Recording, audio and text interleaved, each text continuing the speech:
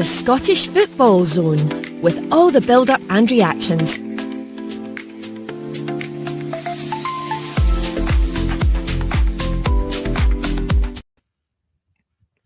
Wow, what a night in Scottish football. Again, it comes down to the last game on Saturday. The winner takes all. Final scores tonight: Hearts 3, Falkirk 0, Celtic 2, Motherwell 2.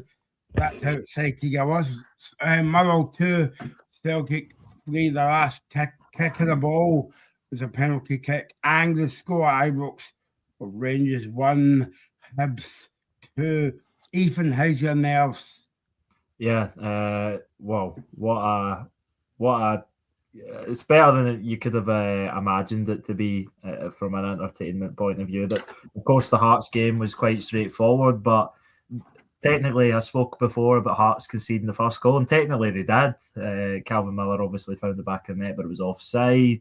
It looked like the right call, and then Hearts very professional and 3-0, and they looked to be carrying a big advantage to Celtic Park, and it looked like Celtic were going to have to win by 3 goals to win the league at home. But obviously Celtic get that late goal with the last kick of the game at Fir Park through Kelechi Iheanacho from the penalty spot to mean now that Celtic just need to win at home to Hearts and they will be crowned champions, which is obviously, if you had asked Celtic fans, I think going into the split, that was the scenario. I think they would have took it. So yeah, Celtic will probably be almost everyone's favourites now. But you know, this is the chance again for Hearts to really show that they are worthy title winners. But I think Celtic, I don't know how they keep doing it under Martin O'Neill, and they've just worked another miracle. I've still not. I've seen the penalty. I was watching the game, but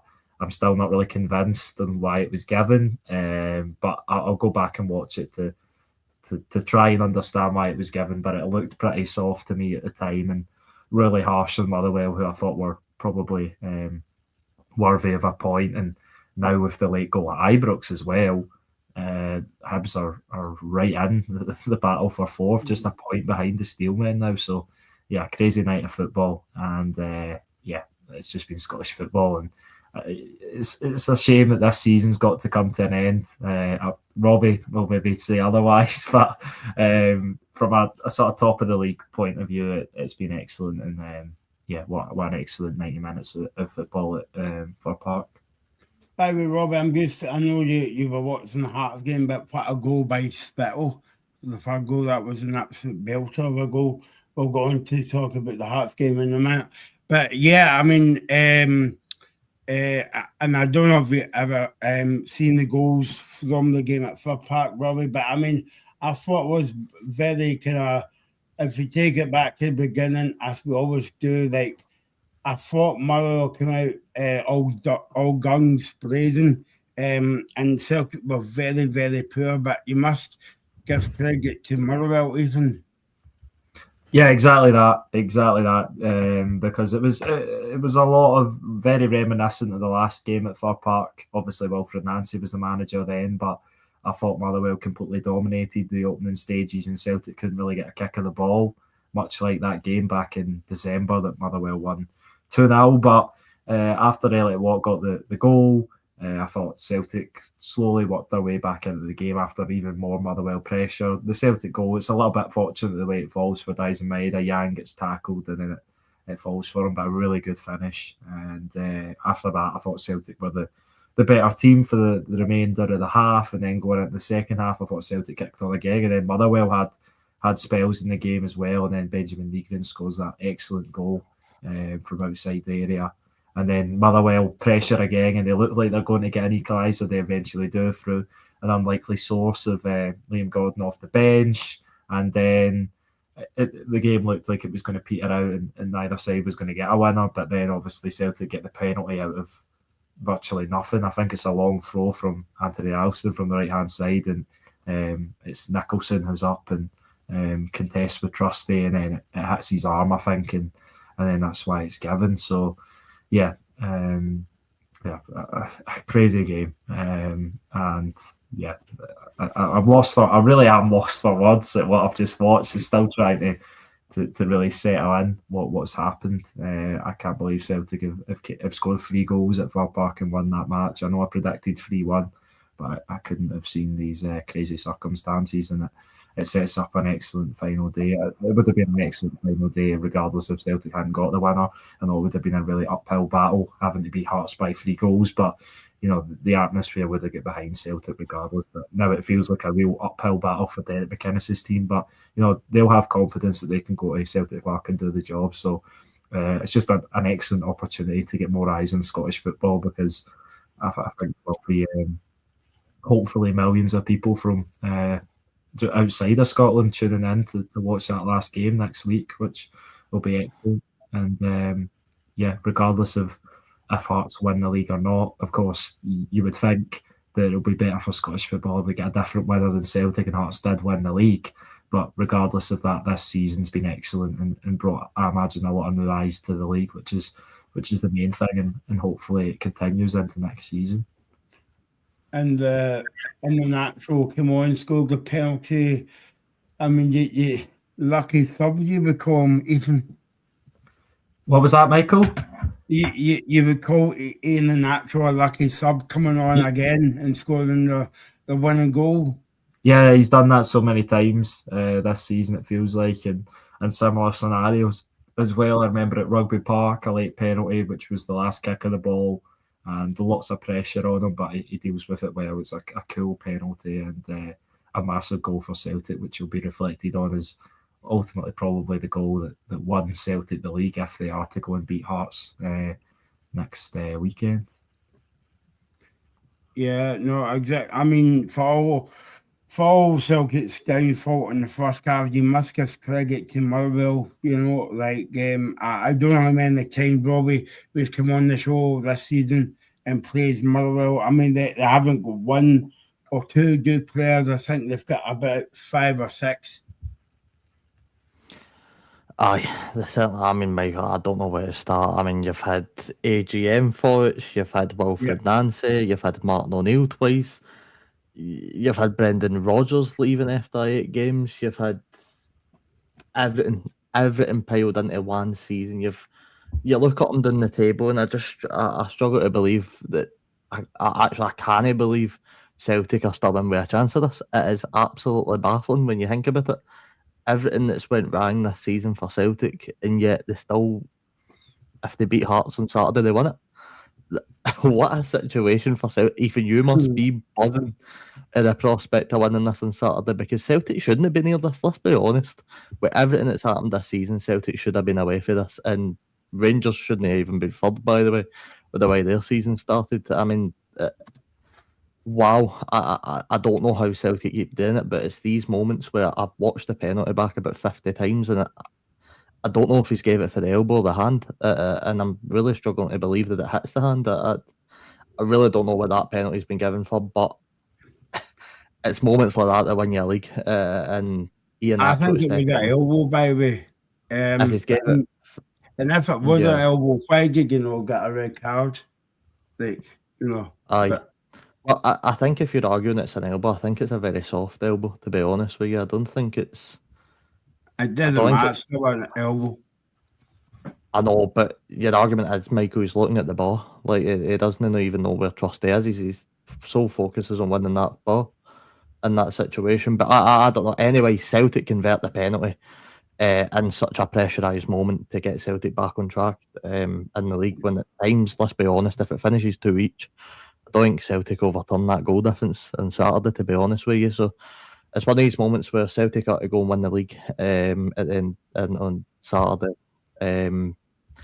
Like, you can only give them credit because they've deserved every moment of it. The fact that you can have so many difficulties, so much gone wrong for you in a season, and Martin O'Neill comes in, and by the way, Martin O'Neill, if Celtic win the league or the double, even everybody else will be building the statues the moment the game ends, because he deserves it. Because what other manager turns that around? I mean, it is truly baffling to think at the start of the season, if you told Ethan, all right, Martin O'Neill will be the Celtic manager with 1 game to go, and you'll be sitting a point behind Hearts, he probably would have laughed at me, to be honest with you, if I told him that. So Aye, just a baffling season. Cheers, Robertson. Yeah, It's going to be a cracker on Saturday. I cannot wait.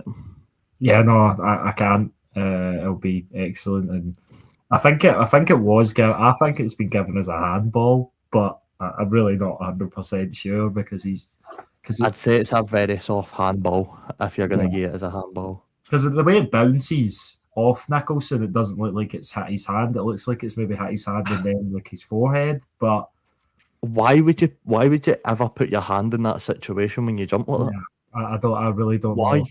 I don't know. I'm just looking at it again. Yeah, I think you're right, Robert. I think he's gave it for the handball, and he didn't need to put out his hand. Somebody needs to check his Bet365 account.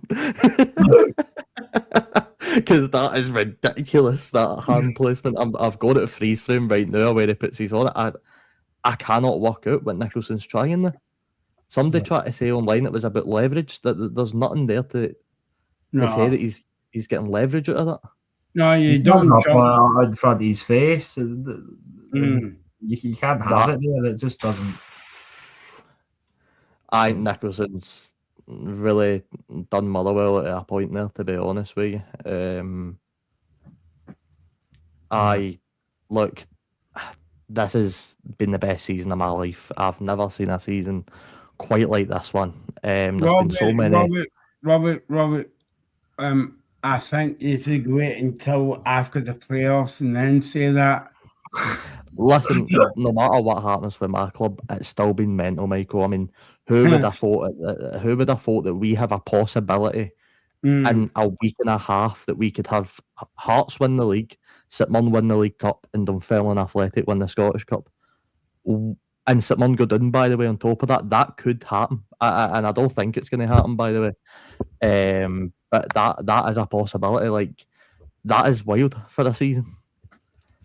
Yeah, it has. It's been a crazy season, and no matter how it ends on Saturday, I agree. I think it's been excellent, and yeah, we just hope that the game on Saturday lives up to it, and I think it will do. I think it'll be a great game, but yeah, a really strange penalty at the end there, but one that, looking back on it, it does look like it hits Nicholson's hand, which is up by his face, so I don't think he can really have too many complaints about it, unfortunately. And for Motherwell, if they had held on to that point, it wouldn't have made much of a difference, because then they would have been 2 ahead of Hibs. So Hibs need to beat them either way, at home to Motherwell on Saturday. But obviously Motherwell failing to get a win tonight, and Hibs beating Rangers. Crazy. Rangers have lost now 4 games in a row.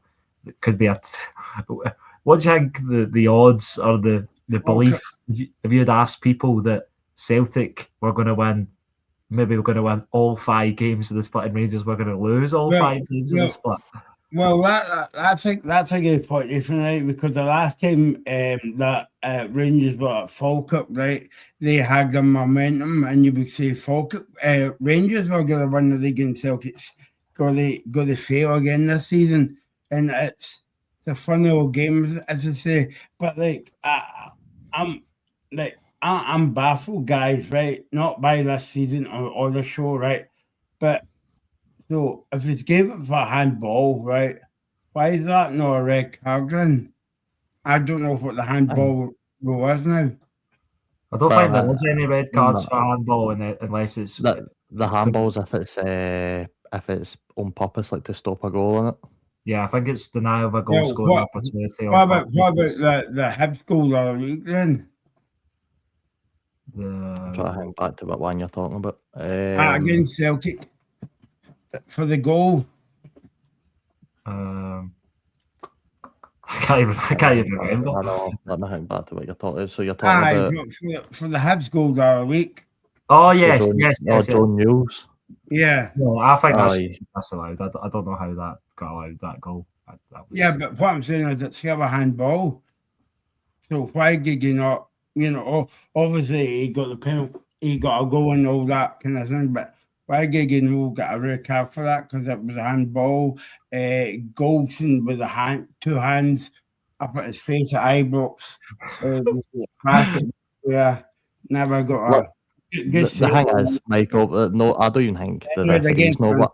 I don't even think the referees know what a red card is. Nah. These days. We could go through the whole handbook. We probably still wouldn't know, but look, Celtic won. That is literally at this point all that matters. Celtic got the win, and what has just been an absolute crazy season that just seems to keep giving. I mean, I'm expecting a 6 each on Saturday, to be honest with you, with like a 93rd minute winner for somebody, and I just really don't know what to expect anymore. Anything can happen. What I will say is, though, Hearts should be so proud of what they've put into this season. It's no easy to keep on top of Celtic or Rangers for the whole season. You've seen that with Aberdeen last time. You've seen that numerous times over the years. You know, it's usually by this point Celtic or Rangers have pulled away from the pack. And Hearts have managed to keep themselves going. But you'd flip that into Celtic. You go, well, you know what? Fair enough to Celtic. Celtic have somehow managed to keep up with Hearts in this title fight. Martin O'Neill's somehow managed to get a bit of courage into these players. And Saturday, it all comes to a head. And I'm, from a neutral point of view, absolutely buzzing to watch that on Saturday. That's going to be some showpiece. By the way, Yes. even the confidence is basically going out of Hearts now, because obviously they've been top of the league since September, and Yeah. like it comes down to 12:30 on a Saturday. And Martin O'Neill's been saying it for however long. Like he came back into Celtic. Celtic's been chasing all that time, and obviously Celtic's on Hearts' coattails now, and it just comes down to Saturday. Yeah, that's it. It's that's it. And whatever's happened before in the split, before the split, doesn't really matter now. Obviously, it does, because if it's a draw, then Hearts take the advantage and will win the league. But they've got to go to Celtic Park and disrupt a Celtic team which are on the best form they've been on all season. I don't think they're not playing like Celtic teams in recent past, but they're certainly playing, I think, the best we've seen this Celtic team play. And to win 4 games out of 4 in the split is ridiculous. I don't think anyone could have seen that coming. And I really do have Celtic as big favourites now. I think they will beat Hearts, but there is still Derek McInnes would tell you otherwise. Lawrence Shankland, the rest of the Hearts players would tell you otherwise. They'll still believe they can go to Celtic Park and win, and that's what makes it really interesting. And as you said, Michael, they've been top of the league since September for a reason, and they'll feel it's theirs to lose, and they want to win. Obviously, I don't think they'll be setting up at Celtic Park to get a draw. I think they'll go there to try and win. And this Hearts team are capable of beating Celtic. We've seen it this season. So the league is not over by any means, but that's a massive, massive win for Celtic tonight, and a massive win for Hearts as well, because to win by 3-0 is no easy feat against a really solid Falkirk team, as we've seen across the season. So yeah, it sets it up really well. I'm interested at the Rangers Hibs result as well. I don't know what the fallout for that's going to be. I never seen Rangers winning that game after seeing the lineup. News about James Tavernier. He obviously was in the ground to take the ovation from the fans, and he seemed to be quite emotional. And you would expect that. He's obviously spent a large part of his life, and not only his football career at Rangers. And unfortunately, he doesn't get to take part in the match day squad to get the send off on the pitch as a player. I just thought Hibs would win that match, and they went on to do so. And my prediction was right. I got all 3 results right, not the exact scores, but I think massive win for Hibs, and gives them real probably incentive and confidence for the game at the weekend against Motherwell. Robbie, let's dive in. Sorry, Robbie, I was just going to say let's dive into the Hearts game.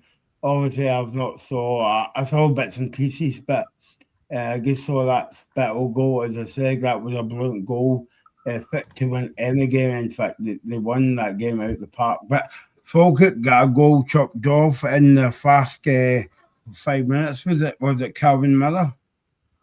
It was Calvin Miller. He was just slightly offside. It actually looked closer than first. Like when you first see it, you're like, right, he's going to let this play on, then he's going to chop it off because it's clear and obvious. But you actually need to draw the lines to just see how close it is. I think it was Finlay that just didn't push up quick enough, allowing Miller through. And it was a lovely finish for him, to be fair, but I'd agree that it should have been chopped off. And I thought actually Falkirk started the game really, really well. The opening 10 minutes, they were the better team. I thought Hearts didn't really stand up to the pressure too well in the opening 10, 15 minutes. But after that, Michael, I mean, Hearts just completely took control of the game.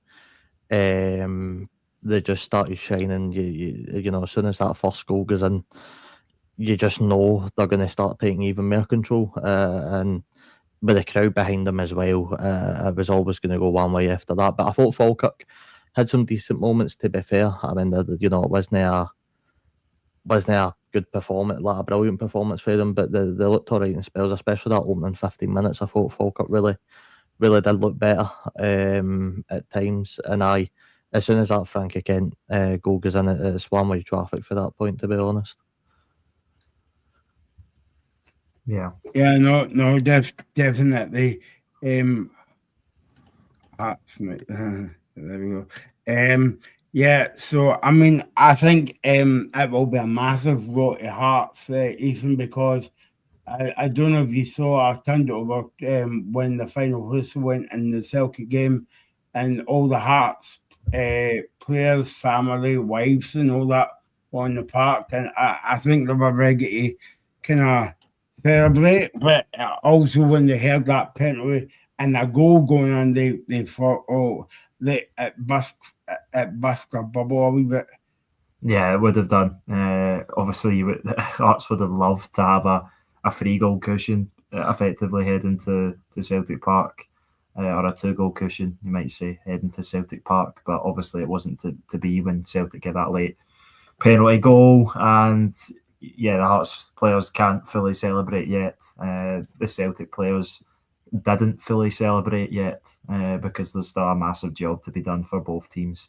They've both done excellent to still be in the fight and still be here on the last day. So many people had wrote both the teams off for different reasons throughout the season, but they're both still here. They both have managers that have a lot of belief in their players. They've both battled a lot of adversity recently. Back-to-back games, Celtic go a goal behind. I think 3 games on the bounce, Celtic have conceded a goal to either go behind or to be drawn back level. Before tonight, Hearts had conceded the first 5 goals, or the first goal in a game, 5 games in a row. They obviously conceded the offside goal tonight, which would have been an opportunity for them to be shell-shocked, but they stuck to playing their football and got the goals that were well taken to really settle the nerves in the stadium, and had probably a few moments of enjoyment when Celtic went behind or when Celtic were drawn back level. I think it was the same at Ibrox as well. I think there was one side was celebrating Motherwell goals and one side was obviously celebrating Celtic goals, and that's just what it's been like in Scottish football this season. So an excellent end to the night for the Hibs fans, especially probably, that Celtic get a goal and are now favourites probably to win the league over their great rivals Hearts, and the fact that Hibs have beaten Rangers at Ibrox to really have the possibility now to go for 4th place, which I don't think they'll do. I think Motherwell will do enough, but Hibs at home, they've got Josh Mulligan back as well, who's an excellent player. So, you know, that's a game to keep an eye on as well. And I think a fear of Rangers don't get a result and Danny Rowe could be out the door. I know he came out and said that he's been backed, but to lose 5 games in a row as a Rangers manager is just not acceptable. I don't think... how many games did Wilfred Nancy lose in a row? Was it 4 he lost in a row? So, yeah. I'm not comparing the two by any means. I know it does seem like that. But they're miles apart. Yeah. But, you know, we're entering in dangerous territory when you go on a run like that, especially to end the season as well. So, yeah, I think Rangers need a win. And There'll be no Champions League football as well, Ethan. Yeah, exactly that. There's obviously been a lot invested into that squad, and they don't have that influx, the potential influx of Champions League money coming in, which may reconsider the 49ers sort of how much they want to invest in the summer. So, yeah, I think it's massive that Danny Rowe tries and wins back over the Rangers fans in this last game, if possible. But yeah, I think it's a long, long way back for him. But I think he will get the chance to do it. But I think there's Rangers fans turning against him by the minute. So yeah, it's a really difficult one, and just completely crazy that Rangers are now 10 and 11 points behind the top two, because they were a lot of people's favourites a couple of weeks ago, and now here we are. They're not even close. They're not even in the same ballpark. So yeah, crazy season we've had here in Scotland, and hopefully it continues on the last day, and hopefully the craziness continues into the World Cup, and Scotland can do something there.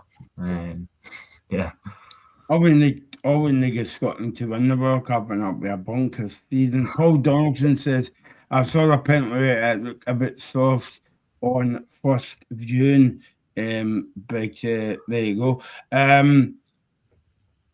mean, you could argue the point, Robbie, it was a soft penalty, or it was a definite penalty and all the rest of it, but the pressure was on him in the natural to put the ball in the back of the net, because, I mean, it's all right getting the penalty, and Celtic fans were going wild at that point, but you still got to put the ball in the net, and that was it was a cool penalty. As I like to say, Michael, you know what my saying is, Brendan Rodgers' phone book helmet once again. No, look, it's cool, calm and collected for Ian Atro. Knows what he needs to do. There's actually been a lot of controversy on this penalty incident. There's been former Hearts players, former Celtic players speaking out about it. Named these coming to a general conclusion, as you probably expect. People are really split on it. I think we'll know a bit more when we hear from where they call them at what 18 days for now, 17 days for now, when the league's already there, so it doesn't really matter. But look, Ian Atro still had. You're right, Michael. Ian Atro had to step up and put it away. And look, I'm sure you guys watched the game. I'm sure Motherwell had chances. I'm sure Celtic had chances. We can't just keep. I don't like that. I'm seeing fans online going, "Oh, this decision won Celtic League. This decision done this." Both Hearts have had chances all season to win games. Celtic have had chances all season to win games. Both teams are in the position they are right now because they've maybe not just get away for the other. So this isn't a league changing decision. Like, of course, it is in a way, but it's no overall. Hearts have had plenty of chances. Celtic have had plenty of chances. It's all about who's got the ball, who can stand up to it, who can handle the pressure the most. And right now, as Ethan mentioned earlier, it's looking like it's going to be Celtic come Saturday. I mean, even if I said to you in December, Celtic's going to win the league, and that was after St Mirren beat Celtic in the final, and you would actually book me into the nearest hospital. So if I can just go like, one thing, I mean, you can still do that. You can still do that if you want, Ethan. Sorry to come in here, but one thing I have seen is Gary Lineker called the VAR decision the worst one he's seen in his life. So take it that what you will. That well, the penalty at the end. Yeah, the penalty at the end. Aye. Wow. Well, they eating a packet of Walkers at the time. Jeff Stelling's also said he seeded the ball. Guys, this is it's too. The problem with this type of penalty is it's too split. Named knows the rule. That's the problem. But even carry on. I've seen. I'll try. I'll send it into the group chat, so you can see it. But yeah, I've just sent it in there. The video that I've seen that maybe clarifies that it does hit his hand, but I don't know. It's always going to go, isn't it? Aye, and Ethan, I know you were asking for updates for Ibrox. Danny Rowe was there speaking to the Rangers Ultras after the game. After watching his side slip to the fourth defeat in the spin, he doesn't look best pleased, to be honest with you, standing there talking to them. But Aye, that's the sort of scenes you can imagine that are happening at Ibrox. Yeah. Yeah, no, I mean, what a night, even what a season as well. But but what can you? I know but what can you say about Martin O'Neill? He's come back in twice, and he's going to run. He's 90 minutes away from winning the league, and 90 minutes away from winning a double. Yeah. The job he's done is remarkable, and had it not been for him being replaced by Wilfred Nancy, you could easily make the case that he'd be well on for about to win a treble right now. Yeah. He got Celtic to the League Cup final, and you probably would have expected his team to take nothing away from St Mirren, of course, by far the better team on the day, and a great run to the final. But I think they would have had a lot better chance with Martin O'Neill in the dugout, and now they're one. Let's just say I'm glad Nancy was in the dugout for that game than Martin O'Neill, put it that way. I'm sure you were, Robbie. But no, one game away from winning the league title, one game away from winning the Scottish Cup. And this is a really, really poor Celtic team by recent standards. But give credit to them over these recent games that they've stepped up and they've done what all they can do, and that's winning every game and hope results fall their way. Ultimately, the only result that Hearts are allowed to fall their way was the Saturday night's game, which still obviously leaves Hearts with advantage going into the last game, but it would have been a taller order for Celtic had Hearts came out on top in that game. But yeah, what a job he's done, and I think there'll be major calls for him to have a statue, or some people will probably start wanting him to be the manager again next season, and you can't exactly argue with it with what he's done with the state the football club's been in this season. I mean, Robbie, I know we're not here to talk about Nancy, right? But what's Martin O'Neill done differently from Nancy? Is a case of Martin O'Neill kept it simple, whereas Nancy came in and changed too many things at the one time. And by the way, his first game was against Hearts. Aye, Nancy was me when I first booted up Football Manager. I'm just putting different roles on everybody and just try to see what happened. No, but seriously, look, let's not forget, Nancy didn't actually start off that bad against Hearts, did he? I thought it was a pretty decent performance what I can remember. But no. See when you think back to that game, guys, it reminds me of Angie Postecoglou's team for the first half an hour, because they were kind of like high pressing in the game, and then it just went to pot. Oh no, I completely fell away. Like the less said about Wilfred Nancy, I think for the whole of Scottish football, the better, because everything about him was dull. I mean, the press conferences, the way you spoke, the way you managed the team, the tactics board, everything just absolutely combined into one. Just him and Russell Martin. I mean, hopefully they'll never spoke about again in Scottish football. But Martin O'Neill has kept it simple, but Martin O'Neill's got that touch of, I'm going to put the fight into you. I'm going to inspire you and tell you can go and win this league. And that's what Wilfred Nancy didn't have. He didn't have the fighting spirit. And that's what you need as a manager. You need the guy that can tell you, look, you're good enough to go in and do this. And look, I know Celtic players know they can go in and do it because most of them have been there before last season. So they know they can. But sometimes you just need that wee bit of fire in your belly to get you going. And they've created that in abundance. Look, Celtic don't need to play like the old Celtic this season, because Celtic know if they just get through the games, they're going to win the league, and they're doing that week after week. And I really think, and it's a big if, obviously, with the way the current circumstances are, if Celtic win this league, what is it going to take for another team to stop Celtic or Rangers at this point? Like, how much money is Tony Bloom going to need to invest into this Hearts team before they become challengers? And I know they're 9 years ahead of schedule and whatever, but this is the best attempt that I've seen in my lifetime. So, like, what's it actually going to take? Yeah, well, you said Celtic or Rangers, but you could maybe exclude Rangers from that. What is it going to take for someone outside? I know Rangers obviously are the most recent team to do it in the COVID season, but it seems like no matter how poor Celtic's recruitment can be, no matter how many mistakes they can make throughout a season on and off the pitch, that they still are going to looks like they're obviously big favourites now, I think, in almost everyone's eyes to win in the last day. And I think we are almost talking about it as it is a foregone conclusion, which it is not. And maybe Hearts will like the fact that they're underdogs going into that game. But yeah, it is crazy. I've said it throughout the season. If Celtic win the league title this season, then we may as well just pack up because it doesn't seem like anyone else is going to win it. But then again, you could make the point that do the Celtic board again rest on their laurels because they have won the league and they maybe have won the Scottish Cup, and then that opens the door for ambitious clubs, more ambitious clubs, which I would say are Hearts and Rangers this season, to close the gap again. I mean, the gap is virtually nothing between Hearts and Celtic going into this final game. But yeah, I think Celtic are going to have got off the hook if they win this league title, certainly.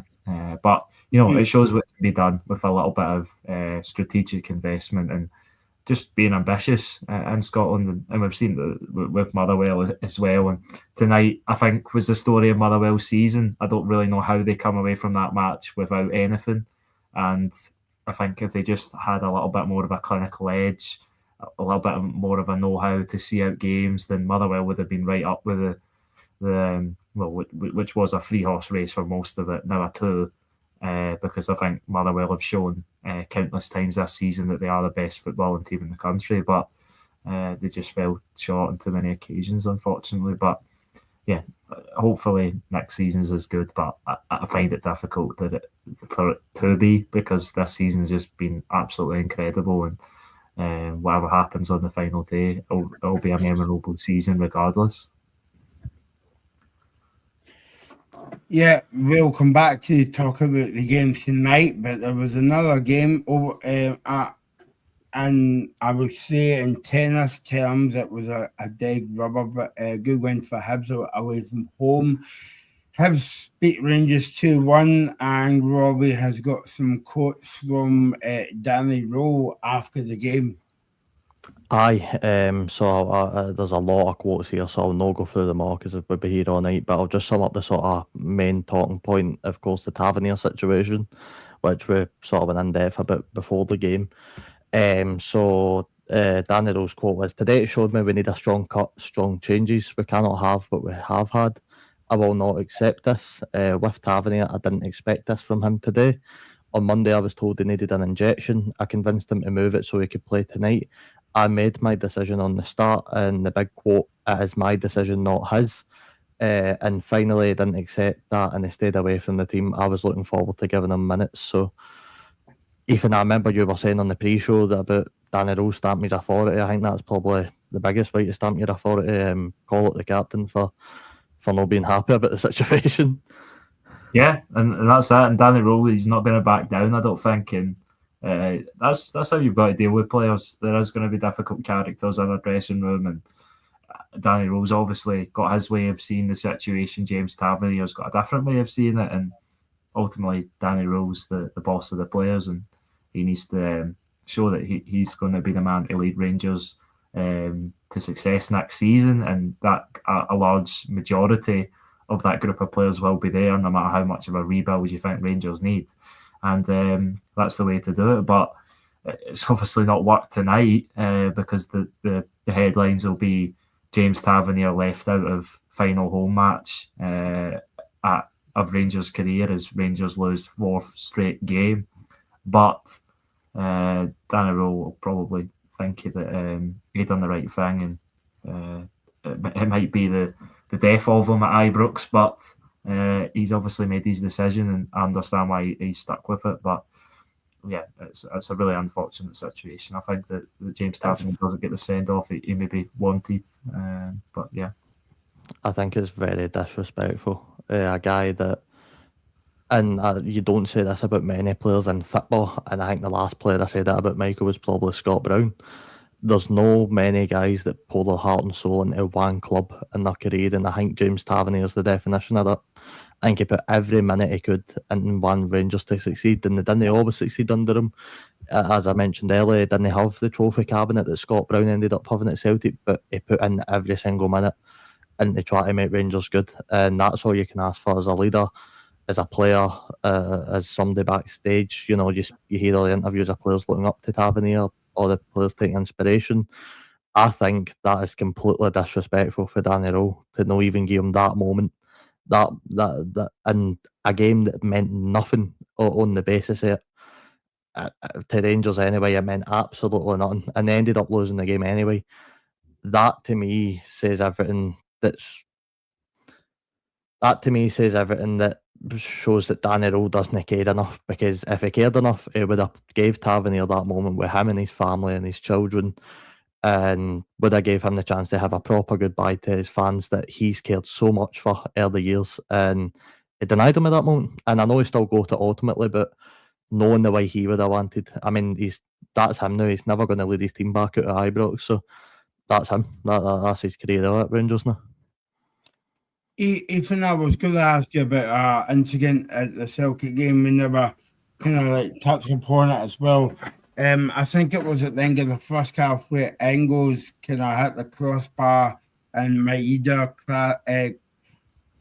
tangled, you would say, with the goalkeeper. Do you think that was a penalty? No, I think there's two sort of penalty contentious things out with the penalty that was actually given, one for each side.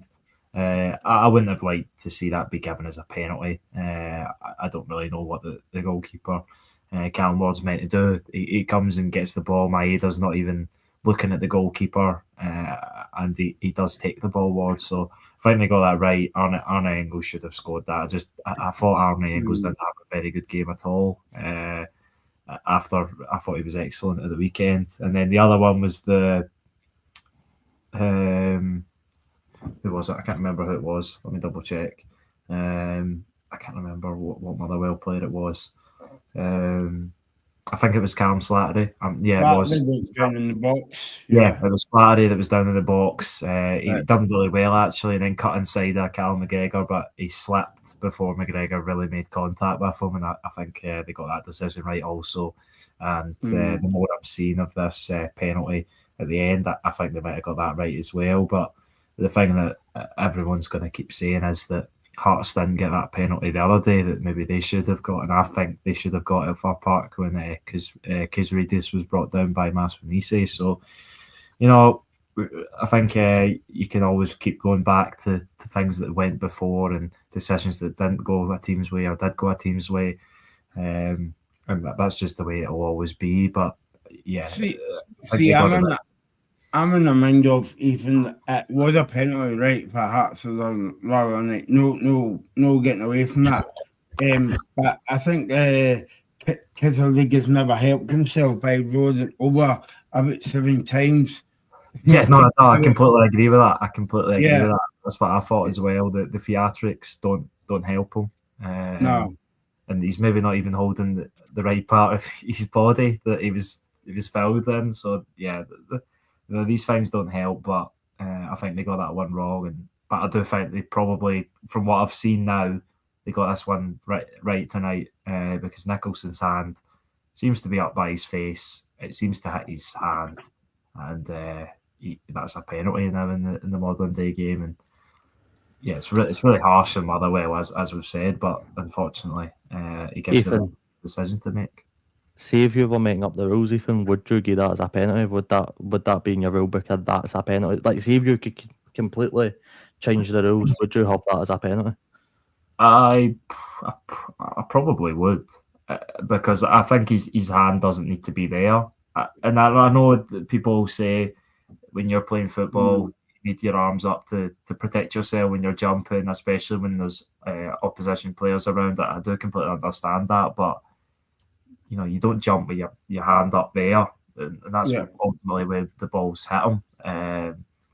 It's unfortunate. I'm sure he's not meant to have his hand there, and I think the handball rule as a whole probably needs revamped, but it's always going to be a subjective call, and that's why it's always such a problem, especially in this country when we sometimes don't have the best angles of things, and that's why people are slowing down and cutting videos to try and prove that why the penalty was given to maybe support their team's agenda or something like that. But yes, it's always going to be difficult. But I probably would say that was a penalty. I've seen a lot. A penalty's given for a lot less, especially in you look at some of the penalties that are given in the Champions League. It's ridiculous. But I think he. What about the one? Have you seen the Kilmarnock one? But yet? No, I haven't seen that one. A ridiculous decision for a penalty, by the way. But I think I'm going to agree with you. It should be a penalty, but only if we're going to be consistent with it. I don't want to see that same situation next season and then the referees don't get it, because then what's the point? But Derek McInnes has had his say. Derek McInnes, a very simple quote. I think it's disgusting. I don't think it's a penalty kick. That's what Derek McInnes says on that incident. So no surprise with what the Hearts boss said, I don't think. But I look, if you're going to give penalties like that, I think there should be. The problem is it's so opinionated that it's so hard to get a definitive rule on handball penalties. That's the problem. But there should be a guide that if you're going to give this as a penalty, anything that looks even remotely similar to it, you need to give it as well, because you need to stick. Because I'm very happy with VAR if it's going to be consistent. I might not agree with one of the rules, but if they're going to be consistent with giving it, then I'm more than happy to have VAR. But it's the inconsistency that's killing it. Mm-hmm. Yeah, I'm looking at it now, and it does look like it hits his hand, but at the same time, it might not have. And what people will wonder is that a sort of clearing obvious error, so to say? But if his arm's up next to his face and it hits his hand, then that, I would say that's a clear and obvious error. But can you clearly say that it hits his arm? I don't know if you can. So the video you put in the group, I think, is the closest you're going to get, because it does look like it hits his hand pretty clear. So Jens just spoke. Jens just said, I'm in total shock. I thought I'd seen it all this year, but apparently I haven't. That's his thoughts on the penalty. I mean, you could literally go all day. You've got Darren O'Dea, Chris Boyd. You can imagine what Chris has said on the penalty incident. At the end of the day, as I said to you, Michael, it doesn't matter. Hearts have had chance after chance after chance to pull away in this title fight, and they've not taken it. Celtic have had a lot of chances to maybe be ahead of Hearts by this point as well. At the end of the day, it doesn't matter. We're in this situation. There's the biggest game in 40 odd years coming up on Saturday to decide who's going to win the league, and I'm just want to look forward to that. I was enjoying the split because there was absolutely zero VAR controversy in the first sort of few games of the split, and now this has obviously happened. But I just don't want this to ruin what's been. Genuinely, we'll look back at it and being an absolutely incredible season. Paul Donaldson says the World Cup squad has been announced next week. Well done, Paul, for setting me up, by the way, because we've got a special show on Monday night where Robbie and the guys are going to guess the squad, and we're going to get it completely and utterly out the park. We're doing it next Monday? Tuesday. No, I mean, Mike was saying we're doing, I guess, a squad show on Monday, but yeah, is it only 55-man squad that's coming up? No, it's another full shebang that's out on the Tuesday. I was going to say, lads, I'm not predicting 55 players. No. I think it's not the actual squad that's out on Tuesday, the final. Yeah, Tuesday, yeah. So when did they do the 55? I think they've already submitted the 55. We just have. Really? I thought we would have seen the 55-man squad. I thought that as well, but apparently, if what I've heard is correct, and they've already submitted that, and they're just going to reveal to us the trimmed down version. We haven't spoke about the Niglands goal tonight, Ethan. That was a brilliant goal. That I think that was 2-1 at that point. Yeah, losing track of it, easy to lose track of all the goals. Yeah. But yeah, no, that was an excellent goal, and he's not scored one as of late as frequently as he was scoring before, and it was an excellent goal, a goal that probably deserved to win the match in isolation. But as I said, I thought Motherwell would have been well worth a point, and credit to them for fighting back and getting an equaliser. But obviously it wasn't to be for them when that goal was in. And yeah, this penalty I know it keeps tweeting about it, but it's going to spark controversy and discussions for months to come. I think until August or July, whenever next season starts, we'll still be talking about it. Yeah, Martin O'Neill, by the way, says we got a penalty, which looks as if it's pretty clear cut to me. So yeah, I think if you look at the slowed down video, it looks like it hits his hand. If you want to decide that it hit his hand in that video, then it does look clear to you. If you want to decide that it doesn't hit his hand in the video, then it's not clear to you. So it's going to be a subjective decision. But yeah, obviously it's a massive call at this stage in the season, and it's one that's going to be criticised and discussed for a length of time. It's so funny Unless Hearts win or draw next exactly. week. See if Hearts by 5 o'clock on Saturday are league champions. This doesn't matter. None of this matters. Yeah, I know. I mean that the word, Robbie, that you quoted from McInnes. What was it? What did you say? Disgusting. You said I think it's disgusting. I think that was a bit over the top for Derek McInnes to say that. I mean, look, I get it. It wasn't even at Derek McInnes' game. I know. I mean, he must have actually got a helicopter to see that penalty and then back again. As well. But I kind of get that guy for it, because I know that somebody said, somebody on this show, i.e. Mr. Duffy, make a video on Saturday night saying that if we lose the league, it's down to, who was it on Saturday night? Nick Walsh? No, Stephen McLean, was it? Graham's TikTok was phenomenal. But my point here, guys, is there was still 10 minutes to go in the game. So what happens if Murrow scored that penalty and Hearts penalty. Yeah. Yeah. What happens if Hearts went on and won the game? So the point I'm making is there was still time for Hearts to win the game. By the way, McInnes has fired at some very fiery quotes. He said, when they were checking a 96-minute penalty, you assume they are getting it. It's disgusting. We're up against everybody, was his exact words. I don't think it's a penalty. Ooh. If I'm Motherwell, I'm really disappointed. It's so poor, and it looks as though Celtic have been given it. They are very fortunate. So he's no boy's no shying flying about the allegations, is he? No, he does need. I think he needs to watch what he's doing. He doesn't get a touchline ban, because he obviously was saying on Saturday, and I agree with him, but he was saying that Stephen McLean had a poor game, was it? He said on Saturday night. So. Yeah, he needs to watch what he's doing, McInnes. But he's in. I think he's loved the sort of underdog factor of Hearts, and that's what he's thrived on all season. So the fact that going into the last game, Hearts are favourites, not favourites, sorry, they're underdogs, but they have the advantage going to Celtic Park, a place where they've had success so far this season. But obviously that will caveat that by saying it was against a Wilfred Nancy Celtic and not a Martin O'Neill one. So yeah, massive game. But I'm looking forward to it, and hopefully the controversy maybe quiets down a little bit about the penalty. But it's not going to. We live in Scotland. No, it's getting to the point now where worldwide people like Gary Lineker could even commenting on it. So that's not going away. Chris Sutton's gave it a all clear. He obviously thinks it's a penalty.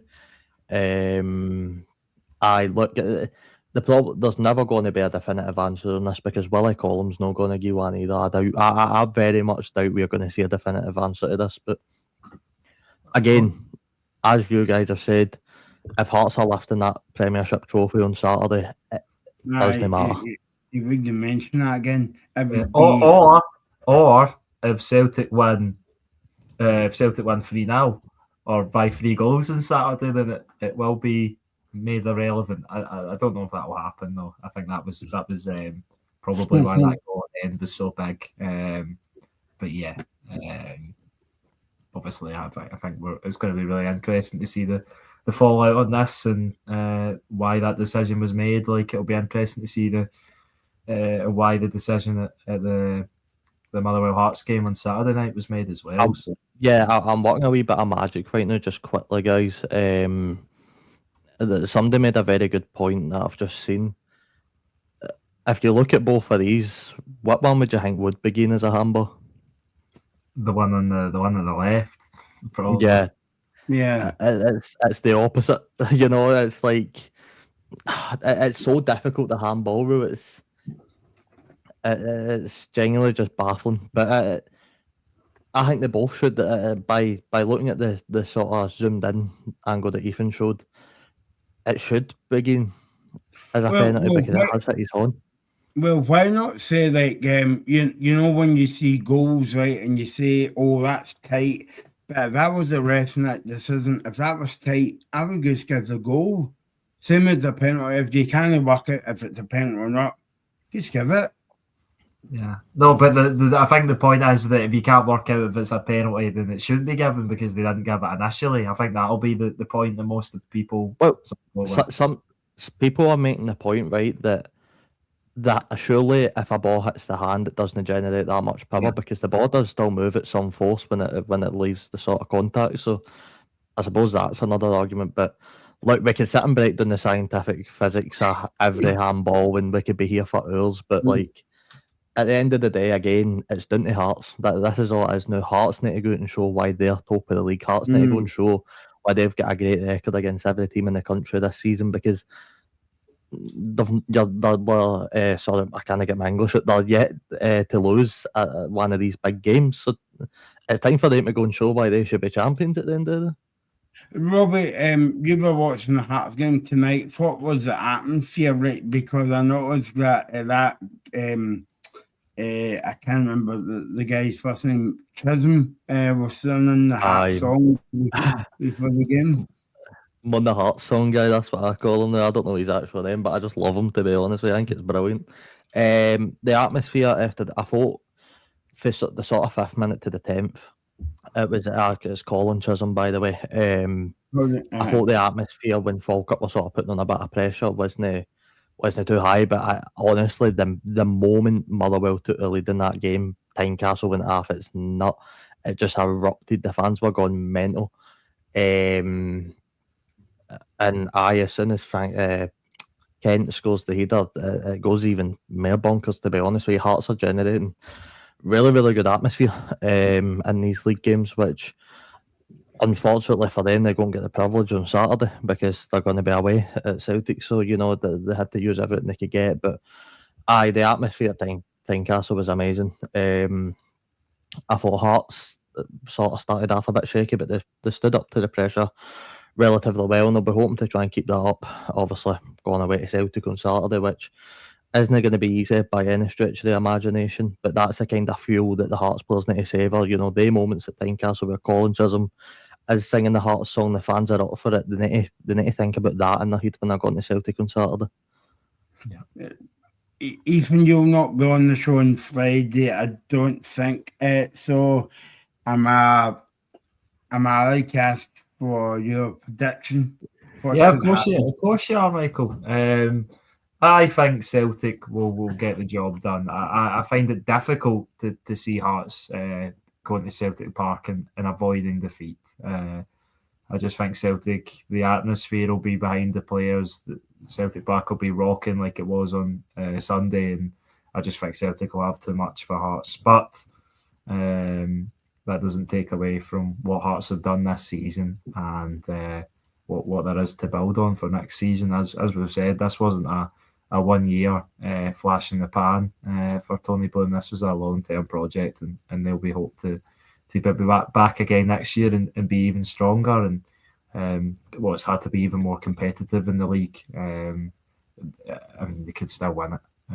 But I just hope for an excellent game, and I think it will be. But I do think Celtic will go on to win the league title again. I'll probably. Oh, sorry, Michael. No, but I was just going to say I don't. I was just going to say hold on to your. No, I'm probably not going to be here on Friday, so should I just give my prediction as well while we're at it? Yes, so a bit of news. I will be interviewing Jamie for Off the Underside for the show on Friday, so although I'll not be there live, that will be available to watch on Friday's show. Such a big game, isn't it? I'm going to agree with you, and I can't see it other than a Celtic win, so I'm going to go Celtic 1, Hearts now. Ah, right. Okay, that's cool. Yeah, so thanks for watching tonight, and thanks for all your comments. It's been a busy show. If you haven't subscribed to the channel, do so. It's at the bottom there. It's the Scottish Football Zone, and we're on TikTok as well. Give it for the Scottish Football Zone. We'll be back on Friday with a big countdown to the battle of the two cities, Glasgow and Edinburgh. Celtic and Hearts with a 12:30 kickoff, and we'll be on Friday with that one. So my thanks to Robbie and Ethan as always, and Regan. I always feel Regan's about like James Forrest. He always comes on for the last 20 minutes.